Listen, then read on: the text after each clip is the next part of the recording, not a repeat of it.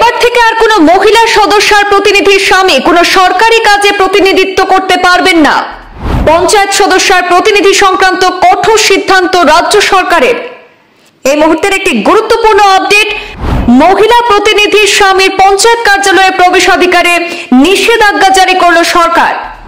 মহিলারা নিজেদের পরিবর্তে তাদের স্বামীদের নিয়োগ করতে পারবেন না।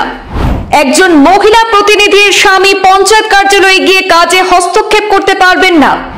মহিলা পঞ্চায়েত সদস্যের স্বামী পঞ্চায়েতের সভা সমিতি চলাকালীন কার্যালয়ের ভেতরে বসতেও পারবেন না। বড় সিদ্ধান্ত রাজ্য সরকারের। পঞ্চায়েতের প্রতিনিধি সংক্রান্ত কড়া পদক্ষেপের কথা ঘোষণা করলেন বিভাগীয় মন্ত্রী রঞ্জিত কুমার দাস। স্ত্রী, কন্যা, বৌদি বা ভাতিজির ক্ষমতাকে কুক্ষিগত করে কাউকে রাজনীতিতে পাওয়া গেলে কড়া ব্যবস্থা গ্রহণ করবে রাজ্য সরকার। সদস্যের প্রতিনিধি সরকারি চাকরিজীবী হলেও পঞ্চায়েত কার্যালয়ে গিয়ে স্ত্রীর ক্ষমতায় কোনো কিছুই করতে পারবেন না। একাংশ মহিলা প্রতিনিধিকে আড়ালে রেখে যাবতীয় কাজকর্ম স্বামীরা পরিচালনা করার অভিযোগে এবার লাগাম টানতে চলেছে সরকার। পঞ্চায়েত কার্যালয়ে প্রবেশ করতে পারবেন না মহিলার পুরুষ প্রতিনিধি। এবার যেসব মহিলা প্রার্থী জয়লাভ করেছেন নিজেদের কাজ নিজেরাই স্বতন্ত্রভাবে করতে হবে জানিয়ে দিল সরকার। পঞ্চায়েত সদস্যের প্রতিনিধি সংক্রান্ত বিষয়ে বড় সিদ্ধান্ত হিমন্ত সরকারের। মহিলার ক্ষমতায় পুরুষদের বাহাদুরি দেখাতে দেবে না আর বর্তমান সরকার। মহিলা সদস্যের কোনো কাজ করতে পারবেন না স্বামী বা কোনো পুরুষ প্রতিনিধি, কড়া ভাষায় জানিয়ে দিয়েছেন বিভাগীয় মন্ত্রী রঞ্জিত কুমার দাস। ভোটে যারা জিতেছেন তারাই এবার নিজেদের কাজ নিজেরাই করতে হবে।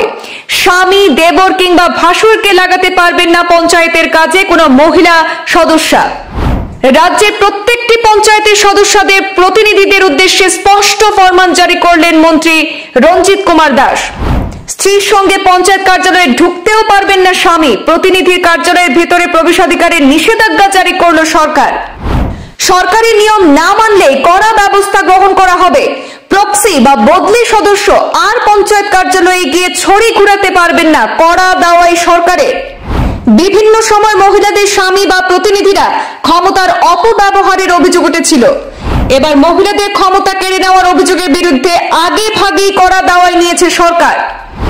মহিলা সদস্যের প্রতিনিধি পঞ্চায়েত কার্যালয়ের ভেতরে বসেও থাকতে পারবেন না, স্পষ্ট জানিয়ে দিলেন মন্ত্রী রঞ্জিত কুমার দাস।